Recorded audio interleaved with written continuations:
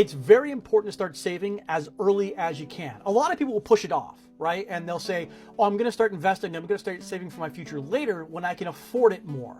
I'm going to show you why that's a mistake. So let's say we've got two guys that start work on the same day, Simon and Jane. And yes, Jane is a guy's name. It's a very manly name. In fact, the hero of Canton is the man they call Jane. Now, Simon and Jane both work for the same company called Serenity Inc. And it's kind of like, let's say, a shipping company. They ship different things, cattle, maybe beagles, once medical equipment, but that was a mistake. Anyway, for simplicity's sake, we're going to say that Simon and Jane are both 25 when they start, and they both make $50,000 a year. Now, it's probably safe to say that Simon is the more responsible of the two. Very different upbringing. He's also the sole caregiver for his younger sister, who, suffice to say, has some issues. So Simon recognizes the importance of saving as early as possible. First day on the job, he's putting $100 a month, which is about 2.4% of his annual gross, into an investment. And he's going to do that for 10 years, making 5% on average every year. Jane is not going to do anything right away.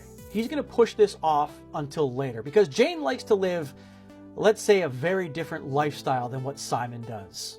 So 10 years goes by, Simon is 35, and at that point, he's got a little over $15,000 in his investment.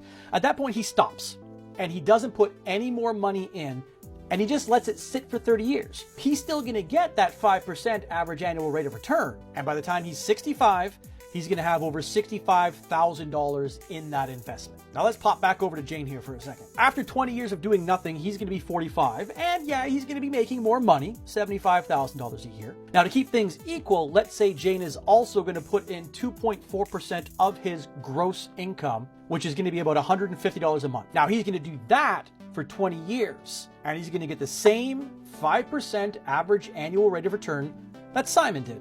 Now, by the time Jane is 65, he's going to have over $59,000 in that investment. Now, I know what you're thinking. $59,000 isn't that much less than $65,000, and Jane has had an easier time. But I want you to look at something else. Now, if we pop back over to Simon for a second, back in the day, he was doing $100 a month, 12 months a year, which is going to be $1,200 a year.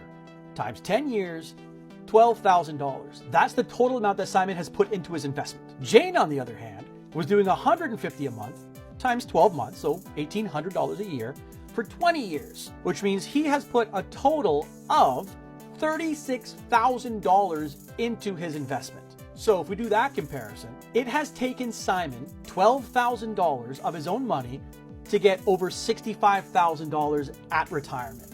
Jane, it's taken him $36,000 to get $59,000 at his retirement. Now we can change some of the variables in this, right? We can have Jane saving more, or maybe for a longer period of time, or Simon doing a little bit less, but they all come out to the same conclusion. If you start early, that is a huge advantage compared to starting late. Now, I'm not saying you have to start with a big amount of money. I'm just saying you have to start as early as possible, even if it's just a small amount. The earlier you start, the better off you're going to be.